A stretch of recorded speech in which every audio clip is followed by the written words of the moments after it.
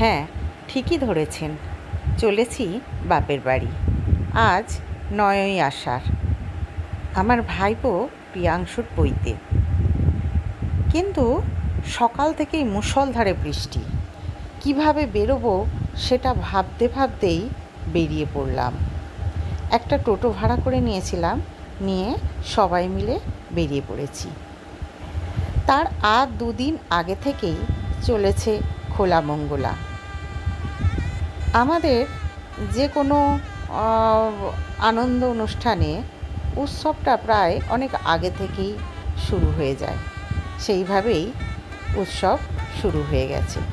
চারিদিকে প্যান্ডেল হয়েছে, একটা সাজো সাজো রব। প্রত্যেকেই প্রায় আগের দিন এসে উপস্থিত হয়েছে। ভোরবেলা দধিমঙ্গলা। দধিমঙ্গলা খাওয়ার পর শুরু হয়ে যাবে গায়ে হলুদ। গেটটা খুব সুন্দর করেছে। যাই হোক, প্রচুর বৃষ্টি নিয়েও কিছু কিছু মানুষ আগের দিন চলে এসেছে। আমি আসতে পারিনি, গায়ে হলুদ আরম্ভ হয়ে গেছে। আমাদের এই পৈতে আপনারা সবাই জানেন পুরো বিয়ের মতোই হয়, শুধু বউটাই থাকে না। তাই সব এওরা মিলে গায়ে হলুদ আরম্ভ হয়ে গেছে এবং ভীষণ মজা করছে। এদিকে তো দাদার মাথায় হাত, লোক আসবে কিভাবে? কারণ এত বৃষ্টি যে যেন মনে হচ্ছে চারিদিকে কুয়াশায় ভর্তি হয়ে গেছে, দেখাই যাচ্ছে না। অবশেষে পৈতেতে বসলো এবং পৈতে শুরু হয়ে গেল। সুন্দরভাবেই আমাদের ঠাকুর ঘরে পৈতে হচ্ছিল, কিন্তু চারপাশে তো মুষলধারে বৃষ্টি হচ্ছে। সে বৃষ্টি না দেখলে আপনারা বুঝতে পারবেন না এত বৃষ্টি। অবশেষে আমরা সবাই একটু করে এই যে প্রিয়াংশুর সাথে সেলফি তুলে নিলাম, যেটা হয় আর কি। দেখছেন চারিদিকে প্যান্ডেলের চারপাশে কীরকম মুষলধারে বৃষ্টি হচ্ছে। এদিকে লস্যি তো রেডি, কিন্তু লোক নেই। খুবই সবাই চিন্তিত। বেলা তখন 1টা বাজে হবে। আস্তে আস্তে লোক আসতে আরম্ভ করলো এবং বৃষ্টিও অল্প একটু কমলো। তখন আমাদের মনে একটা আনন্দের জোয়ার হলো। যাই হোক, প্রকৃতির কথা তো আর বলা যায় না, কিন্তু আমাদের আনন্দ একটুও থেমে থাকেনি। আমরা খুবই আনন্দ করেছি। এরপর খাওয়া দাওয়ার পালা। লোক আস্তে আস্তে আসতে আরম্ভ করেছে। খাওয়াটাও আমার বেশ দুর্দান্ত লেগেছে। দেখুন, চিকেন বা মটন সে তো অনেক জায়গাতেই হয়ে থাকে, কিন্তু প্রত্যেকেই এতদিনে জেনে গেছেন আমি মাছ ভীষণ ভালোবাসি। তাই দাদার এখানে 3 রকমের মাছ হয়েছিল, আর আমার খুব খুব খুব ভালো লেগেছে। সবকটি রান্নাও খুব সুন্দর হয়েছিল। যাই হোক, অবশেষে তো পৈতে প্রায় মাঝ বরাবর এসে উপস্থিত হয়েছে। আর কানবিদাতে জ্যাস লেগেছে। যাই হোক, ও কিন্তু কাঁদেনি। কান বিদানোর পর ব্যথা হয়েছিল তখন একটু করে উঠেছে। ছোটদের এটা খুবই অসুবিধে হয় জানি, কিন্তু তবু নিয়ম তো পালতেই হবে, তাই না? প্রত্যেকেই এই নিয়ম পেলে থাকে। বরণ করা হলো, কান বিদানো হলো, ন্যাড়ামুন্ডি হলো, সব মিলিয়ে আনন্দ চলতেই থাকলো। এরপর হোম আর সন্ন্যাসী বেশ নেবে।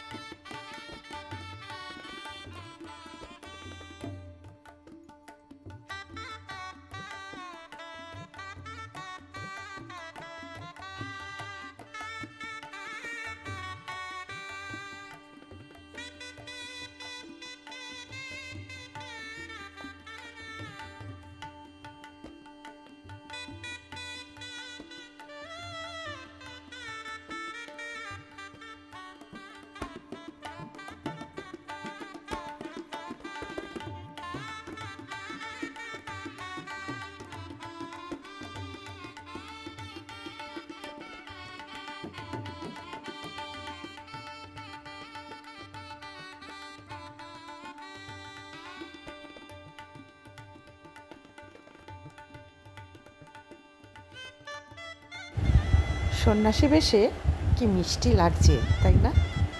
আমরা প্রত্যেকেই ওর কাছাকাছি গিয়ে একটা সেলফি নিয়ে নিলাম। সত্যি এই সময়গুলো ধরে রাখারই মতো। আর আমি তো সব সময় সব জিনিসটা আমি আমার মনে এবং আমার ফোনে কভার করতে চাই। কেন জানেন? আমি সমস্ত স্মৃতিকে নিজের মধ্যে রাখতে চাই, যাতে ভবিষ্যতে এই স্মৃতিগুলো নিয়েই আমার অনেকটা জীবন কেটে যায়। যাই হোক, ছাড়ুন, অনেক জ্ঞান দিয়ে দিলাম। রাত বেশ পড়ে ফেলেছে, টোপর মালা একদম বড়বেশে, দুর্দান্ত লাগছে। মাকে জড়িয়ে ধরে চলে যাবে এবার দণ্ডি ঘরে। আপনারা নিশ্চয়ই জানেন এই দণ্ডি ঘরে প্রায় 3 দিন থাকতে হয়। তারপর ভোরবেলা স্নান সেরে এসে ঠাকুরকে প্রণাম করে সব রকম কাজ করবে। তো চলুন, আজকের মতো টাটা সবাইকে। কেমন